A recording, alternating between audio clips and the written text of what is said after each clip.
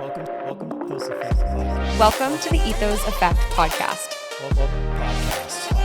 After building and learning from failures, We discovered our ethos and leveraged it to scale, sell, and build again our seven-figure businesses. whether you're starting out or leveling up. This podcast is your source for innovation and lasting impact. Welcome to the Ethos Effect Podcast. Today, we've got a good one. We've got Heidi DeCoux. She is a serial entrepreneur.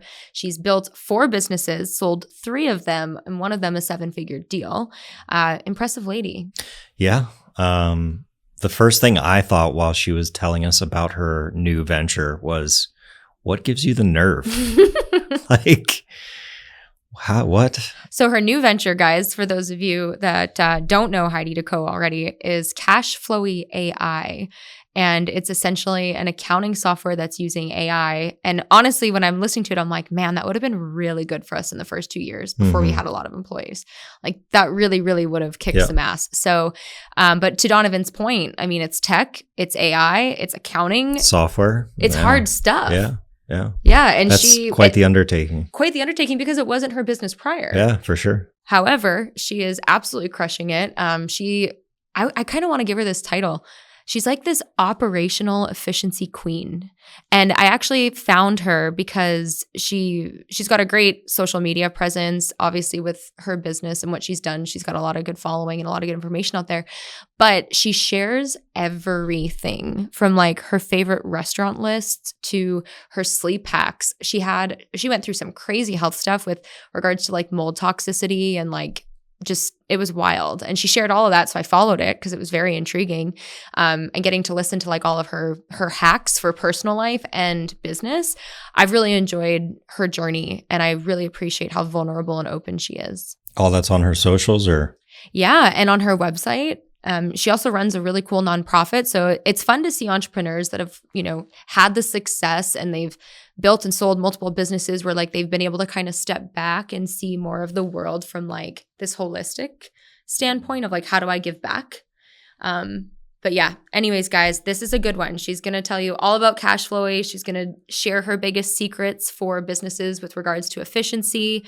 And then we get advice for younger people. So if you're a younger entrepreneur, and I honestly feel like it applies to everybody, it'll be a good one. Let's get into it. All right, everybody, we are here today at the Ethos Effect Podcast with your hosts, just Donovan and I, the usual. But more importantly, we've got an amazing guest today, Heidi DeCoux. She is a serial entrepreneur. She has built and sold multiple businesses. I think you've sold 3 businesses. One was a 7-figure exit. And now you've got a really cool new adventure in the works. So we are so excited to have you. Thank you, Heidi, for being here. Thanks for having me on. Yeah. So why don't you just give our listeners a little background on kind of how your entrepreneurial journey started so they can kind of all get up to speed? I mean, I essentially came out of the chute an entrepreneur, which baffled my parents who worked at the same union jobs for 40 plus years before they retired. So that's amazing. They didn't really know what to do with me, but I was the kid that always had a hustle, a business, That's so cute. And so, yeah, it's just kind of in my blood. I love to build and create. And I'm multi-passionate, which is why I think I've built and exited and built and exited. And now going in kind of a new direction with this next company that I'm building. That's amazing.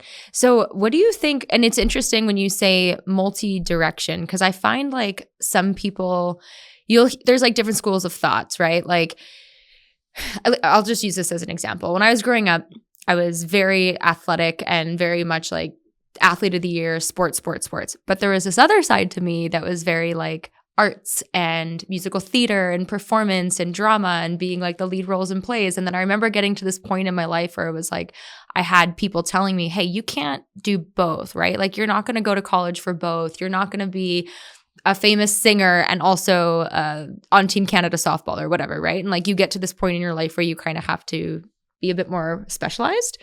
Did that happen for you in your life? And like, being multi-directional, how have you specialized but also kind of kept all these talents that you have? I think it actually helps us to be multi-directional and passionate, because I can pull from this and apply it here. And you learn things over here that you can then put to work over here. And I'm also someone that I do my best work when my brain is on multiple things. I'm the most lit up and excited. So I think it's actually more of a benefit than a hindrance. Obviously, you do have to have strategy so that you're not just like a scatterbrain about it. So there's a difference between being intentional and thoughtful, and then just being a scatterbrain and all over the place and not getting anything done. So you kind of alluded to it, but you didn't touch on it. Can you tell us about the business you're working on right now? We kind of talked about it a little bit before the show.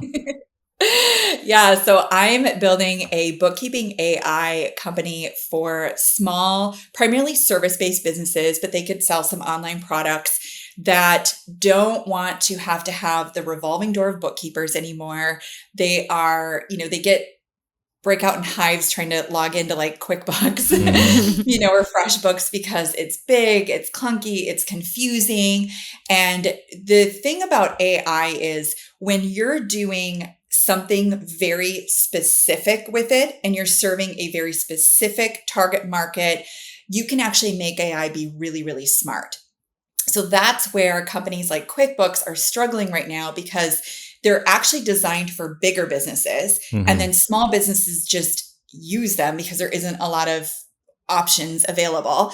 And it's a very complex system that has a million capabilities and capacities and all of that. So that's why their AI really kind of sucks and they're struggling with it, right? Okay. Where what we're building is, if you're a small business, you're a coach, a consultant, a freelancer, maybe you sell some, like I said, some programs online, something like that. So you're a small business, you service clients, and you then can log into this gorgeous interface. It's kind of like Apple-esque. It tells you exactly what you actually care about in your business and what you need to know in natural language right there in the real-time dashboard. The AI bookkeeper does all the work for you. You should be able to manage your finances in about an hour a month. So like 1 hour a month, no bookkeeper, significantly less expensive than the cost of like a QuickBooks Online. Okay. Plus, you don't have to either do the bookkeeping yourself or hire somebody to do it for you.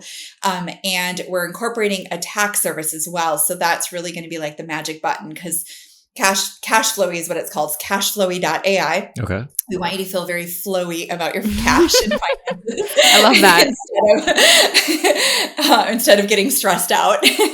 And so it has your bookkeeping, accounting, cash flow management, invoicing, everything built in.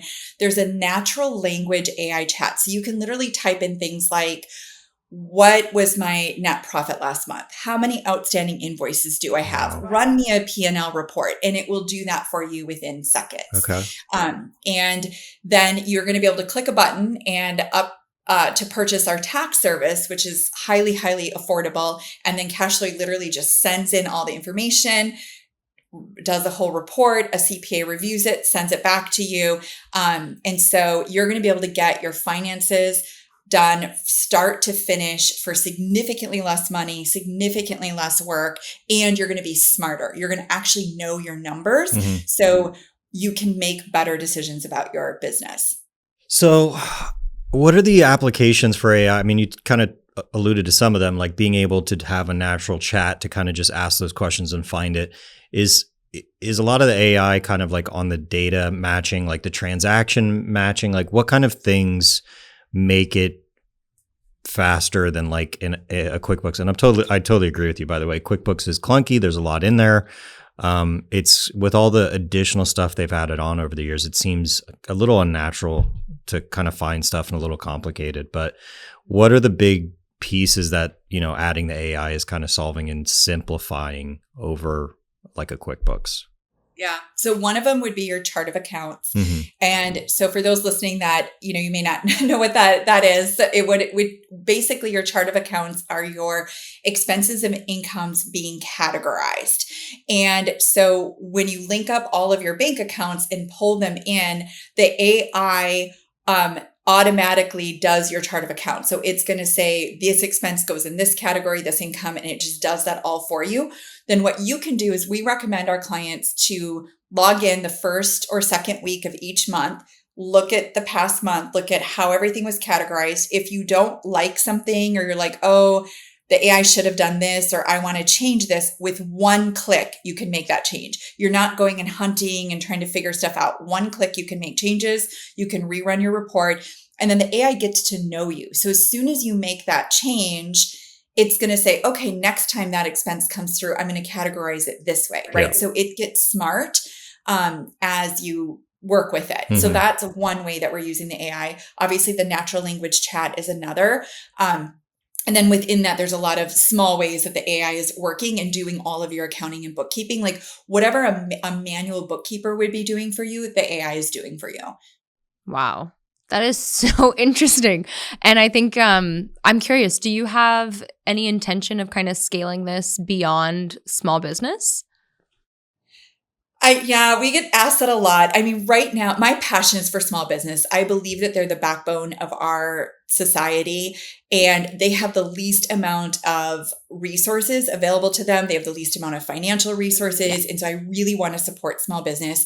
And it's a huge sector. There's over 27 million small businesses that fit the target market for CashFlow AI. Wow. It's one of the fastest growing. It's growing by over 10% a year.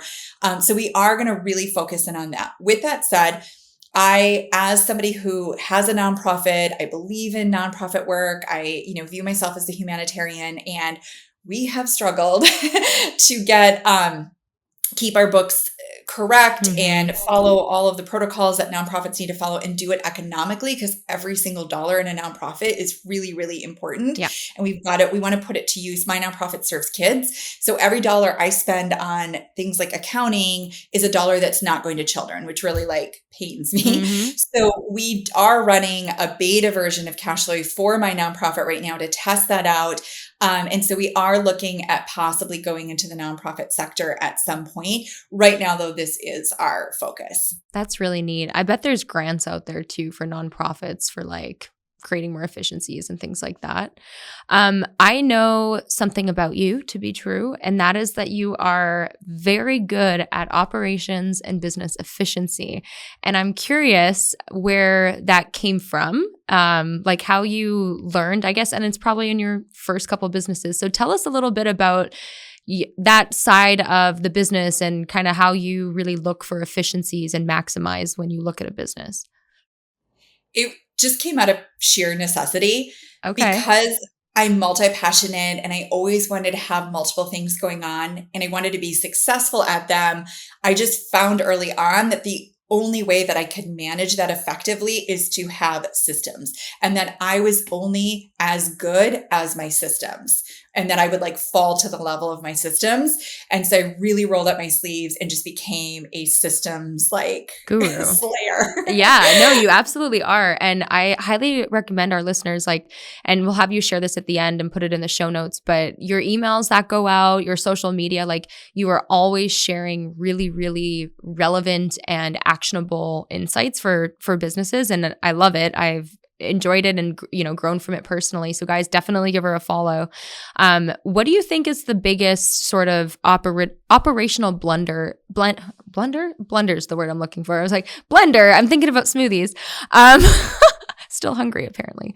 Operational blunder that you see businesses make either early on or later that you're that's easy to fix if you just knew one thing. What would you say it is? Ooh, that's a juicy question. Oh, can I boil that down to one thing? I could talk about some because a lot of the systems that you can set up are free, by the way, right? You don't even have to invest money in them. And in the beginning, you need to be bootstrappy. At least that's my belief. Even this AI company, which I, for the first time, actually had to raise money. All my businesses before, I just, totally bootstrapped them. But when you're building tech, it's, expensive. So, but I did a small round. I didn't go to VCs and raise, millions of dollars, like a lot of the businesses, because I just believe in bootstrapping. You're going to make your best decisions when you have to be really strategic and thoughtful about the money versus you can just blow money, all day on a million things. Right. And so getting some just fundamental systems set up. So I can just give you like a few just quick examples. I highly recommend setting up a Google Sheet that I call a master doc, having sections. You'd have like a back office section at the top, a marketing section, report section, depending on your business. And you're going to link to all of your key things, key Google Drive folders, key documents like that. I do this for myself, and I require my entire team to keep the master doc pinned in their browser tab, because there's so much wasted time just finding things, like finding that document, finding that folder, finding that thing. So all of the main things that you're not linking to everything in your company, obviously. Right. I'm just talking about the main things that you go to on a regular basis are all linked there. So that would be just one really simple, easy, free system that somebody can implement today, quickly. And layering on that, having a client relationship management system, a CRM. Yep. So I personally use Cloze, which is CLOZE, but I mean, it's one of like many. I'm not like, it's fine. Mm-hmm. And just keeping all of your contacts in there. And you want to choose one like Cloze that integrates, like it will pull in emails, LinkedIn profiles, Twitter profiles, everything. So you have the most updated information on all of your contacts in there. And then here's the key with the CRM, the tagging system. It's got to have a tagging system, because at least for me, I'm never going to remember all these people's names. Yes. And so how I work my tagging system is who, what, when, where, why. Who, what, when, where, why. So when a contact goes in, who they are, like, where I met them, like, Austin South by Southwest conference or whatever, why I'm adding them to my database, what. Now you don't need to answer all of those. Like even if you just answer 3 of those and you tag with those words, when you want to go find that person, say 6 months or a year later, because you're like, oh, I want to connect with that person that I met at this thing because they maybe can connect me to so-and-so or like whatever. All you have to do is remember a couple of pieces of information, like what city you met them in, or who connected you, who did the intro, or, whatever that is. Type that in and you're going to get a short list, and then you're going to be able to like pick it out of there. That's so good. And I can't tell you how many times I'll be like, Donovan, you remember that person that we met at this conference like 6 years ago, and they said this one thing, and I know how we can work with them. And we're both like, shit. And then we like open up our phone and I'm looking through my photos and I'm on my Facebook, I'm on my LinkedIn. I'm like, how did I meet this person? And we even have I would call it a quite robust, customized CRM, but I haven't necessarily thought about tagging the where or the why. Like that's genius. I love it. Yeah, it really helps. And then what I do is have my assistant actually, she's the one that maintains it the most, because I'm like working on the fly. So when I get a contact or I take a picture of a business card or I get an email intro, I literally just forward it to her, and it's her job to put it in. Or if they're already in there, because maybe we had a previous connection, to just add all of those tags and notes and everything. And so like and I'm very liberal with it. Like even people that I think I may never reach out to again, these CRMs have like unlimited space. Just add them, because you just never know. Also, the smart CRMs make connections and say, actually, this person you're connected to and this person you're connected to are connected to each other. And that's always like helpful information as well sometimes. So I'm just liberally kind of add everything and everyone to that. So I have a confession.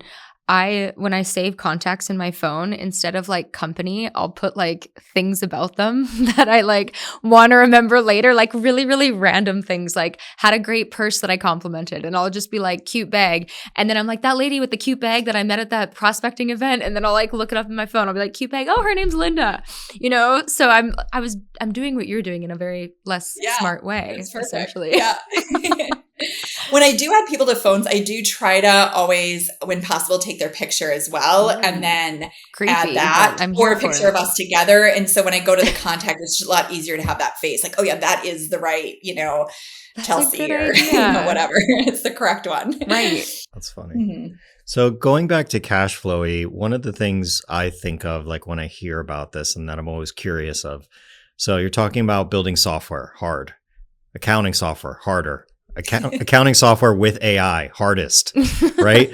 Like the first thing you think of is like, man, where do you get the nerve? That's bold, right? Like that's there's some confidence behind that decision to be like, this is something I can do. This is something I can take on. Was that, from some of your prior businesses, maybe a partnership with somebody with experience? Like, how did you decide, like, this is a market, obviously it makes sense. The market needs help. There's a fit there, but like that it's something that you can tackle and that you had the best route forward. Where did that come from? Yeah. So the short answer is a partnership, but I'll give you the longer way of how I got there. So I sold my last company at the end of 2021. So I actually got divorced, moved to a new city, sold my company all within a few months. I was pretty like mentally, physically, emotionally like tanked and needed a sabbatical. So I went on a very much needed kind of eat, pray, love, sabbatical. And after just over a year of that, I kind of started to come up for air and just was doing a little consulting work, trying to figure out what my next move was going to be. And a friend of mine, Annie, and I were jamming on stuff. And one thing that she and I both have done successfully and believe in is hiring overseas support. So like assistants and graphic designers and everything overseas, there's some fabulous talent, especially in the Philippines, which is full English speaking.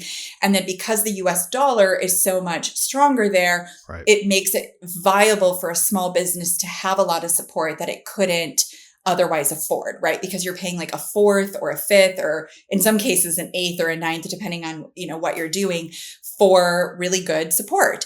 And, there's a lot of small businesses that we found that either were scared to do that because they just weren't sure how, or they tried and failed because it is a very different process. It's a different process to find, vet, hire, onboard, and manage them. Mm-hmm. So you can get really fantastic support at a price you can afford, but, and it's a big but, there's a very specific process you need to follow in order for that to be successful, or you're going to be unsuccessful and have a bad experience. So she and I decided, so I was like, we could eventually have like a software where it's like this hiring, vetting, it automates a lot of it, like all that. So we're like, let's test it out. Let's just create this system as a set of like templates, because we had all of our templates. We got together all of our templates. We refined them. We said, so we can just take people and say like, this is the whole process step by step. This is every template you need. This is where you do, just the whole thing. And just see like, is this something people are interested in? So we launched that. It was the beginning of 2023, I guess. And then, it was successful. We, sold a bunch of those. And, it was fun. But when I stepped back, I thought, this is not standalone software. This is not something that's going to scale. I feel like this could be layered on something else. Mm-hmm. This isn't just enough to be standalone. Now, in the meantime, I'd actually met who's now my CTO building the tech. We just happened to meet at a Mixer. And I had told him my hiring idea, and he had built another platform, different but similar with AI successfally. And he's like, yeah, we could totally build that. And so we just kind of flushed that through, kept, had some lunches, and him and Annie and I worked, kind of talking it all through. And then I was thinking about like, in all my businesses, what's been my biggest pain point? I'm like, well, outside of the hiring, it is the accounting and bookkeeping. Like it is always, a frustrating, way too expensive, way too complicated thing. And so then I met back with Niraj, is his name, and said, I got an idea.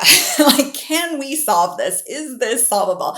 And he's built some pretty fantastic AI software for like Deloitte and stuff. The one that he built for Deloitte actually won an award. He speaks regularly at Harvard and MIT in their about AI for their AI departments and whatnot. And so I knew if he believed he could do it, then, it could be done and we could work together. So we just started doing a lot of meetings and flushing out what that would look like, what it would cost, what the timeline would be.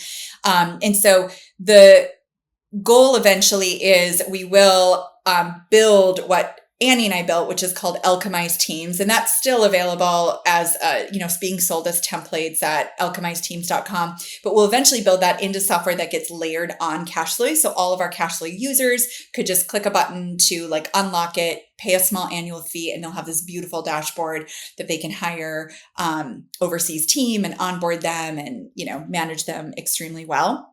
So that's the long story of how we got there. That's awesome. What does the timeline look like for a project like this, from kind of conception and mapping it out to what you hope kind of release and launches on it? Yeah. So like end of last year, we were solidifying the plans, figuring out the numbers, and just kind of starting to get ready to pitch investors. And then I fundraised basically January, February. We closed our round at the end of February.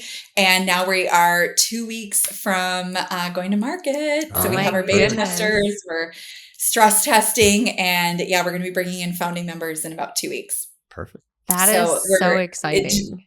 I don't know when exactly this is going to air, but we are in the middle of June right now. So basically January to June, essentially. Okay. That seems really fast. Really quickly. Yeah. I was not expecting that. But it makes sense for seasoned people that have done this, right? Like your tech guys done this. You've built and scaled and sold multiple businesses. Like you guys know what you're doing. And he has a whole development team, like a badass development team already. And so he was able to bring his development team, bring his resources, do that. So we were able to move faster. By the time this episode launches, it'll likely be end of August. So that means that CashFlow is out and it's available and it's time to go look. Yeah, exactly. 100%.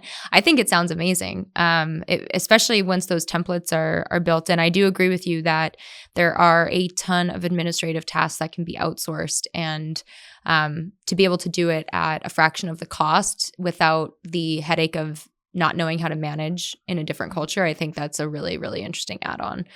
Will likely be very successful. What do you think, Heidi, is like your ethos, your calling, your guiding force that's allowed you to have the success you've had? My core belief is a rising tide lifts all boats. I've heard you success say that. is not a zero-sum game. And in fact, the more successful you are, the more you can raise up other people. And so just look at like CashFlow.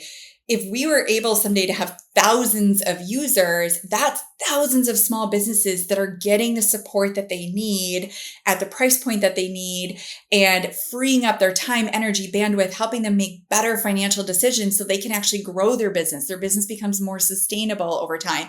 And then if we're layering on something like Alchemized Teams, where they can actually have a full-time fabulous assistant by their side for say $1,000 a month or $1,200 a month, that can free them up to take on more clients and do their good work in the world and serve more people. And so it has a profound ripple effect. So my ethos is a rising tide lifts all boats. Yeah, I'm a huge fan of that too. We, in our industry, so I think you might already know this, but we do healthcare consulting for businesses. And it's really funny because especially in local markets, it can get very competitive among advisors or brokers, and everybody's kind of going after the same business, and we've completely just removed ourselves from that game and like found a way to differentiate and teach everybody else how to hopefully like have the success that we've had and take that beyond just a local market. So in terms of the mindset, like I so appreciate that. And I think collaboration over everything else, because there's, to your point, how many businesses need your product? Was it 90 million or something crazy? 27 million. 27 million. Like, yeah, we're good, right? Like everybody can win in this model for sure. Yeah, absolutely. Yeah. I have a question that I want to kind of close this out with. And, it is, what advice would you give your younger self when you were starting your first company? I was scared a lot because it was just so much new stuff. You're just learning so many new things. I will say, even though I'm going in a very different direction and there's a big learning curve, I have the benefit of a couple decades of experience with things. So I would say to her, everything is figure outable. You will figure it out. Just like stay focused and know that like whatever the next problem is, like, you can solve it. There is a way to solve it, and don't get like locked in, like, can I do this? Imposter syndrome. Am I capable? Like, you are capable. You will figure it out. And I think it's hard a little bit to tell young people with that, because I do think it comes with experience. Because now I've got 2 decades of like, oh yeah, I solved some really big problems over the last 2 decades. Like, okay, I got this. Right. Like, and so now, in an average week, I think about like the problems I'm solving in an average week now, be it on the for-profit side or with my nonprofit or with companies that I'm an advisor and investor in. These, like, they just, like, I don't get stressed out. I'm just like, okay, like, this is just a Tuesday. We got da da da da da da da. Let's do whereas it. like, getting started out, I would have been like, oh my gosh, my life might come to an end. And like, it won't. Like, you're fine. You're going to be okay. That reminds me of something Donovan said kind of since we started our business, which is like, give me bigger problems, right? Like, as soon as I'm facing a problem that I've never faced before that scares the shit out of me, like, that's when I know we're growing. That's when I know we're headed in the right direction. So I really appreciate that. And I completely agree with you. I think a lot of confidence comes from the act of doing, right? And trying to instill that confidence in younger people. I also find, and I just talked about this on our last episode, so if, for our listeners, if you're actually watching back-to-back episodes, I apologize, this might be a little repetitive, but I do think the younger generation sometimes is a little hesitant on the doing part. I don't know if you've experienced that, but so, I have. Right? Yeah. And I would say to them this: you will never figure it all out in your head. You won't. Action, you have to get into action, and then that is going to like, your path will open. You'll then get into action, learn something, course correct, learn something else, course correct, learn something else, course correct. And you're never done. There isn't like a day that you're going to be like, my business is perfect, my website is perfect, like, everything's going to be a work in progress until you complete that, whether you're selling it or closing it or, moving it, and then you're going to move into the next chapter. And so it's always going to all be a work in progress. Also, one thing that I would say to younger people is I do think that we need to an extent, normalize overwhelm. Yeah. I feel like a lot of them have decided or have some kind of block where they feel like they have to have like calm waters all the time. And that's just not realistic. And you can live in rocky waters, but be calm, right? Like, I'm very lucky in the sense that I don't struggle with anxiety. I've never had depression. And so I get that I am very, I guess there's a level of privilege in that way. But you do have to, so even if you're somebody who's prone to anxiety, then you just need to work on that, because there's always going to be more to do than what you can get done. There's always going to be problems to solve, like things to create, all of that's just going to be the case. And you just need to live in that. You just need to live in that and just be, but you can be at peace in all of that. You can be calm in all of that. Yeah. You can still sleep good at night and all of that and wake up. And, so I guess I would say 2 things when people are feeling overwhelmed. These are my 2 go-to strategies that might be helpful for people listening here. First of all, I don't get caught up in the big to-do list and all the problems that need to be solved. As soon as you let your brain go there, you're going to like lock up. I am just like, what's next? What's the thing that I can do like right now? What's the thing that I can click off the list right now? And sometimes the thing that you can click off right now, maybe you're like, well, that isn't like the highest priority. Okay. But if you feel like you can just get it done and you have the energy for it, sometimes you do need to follow your energy, because momentum breeds momentum. Mm-hmm. And so by just being like, yes, these 3 things aren't like my top priorities, but I can just click them off, you're going to get that speed behind you. And then you can go tackle like some bigger things. So you just need to stay in action and not be thinking about like all of the things. Mm-hmm. And then the second part of that would be to assess oftentimes there's one thing that will solve a bunch of things.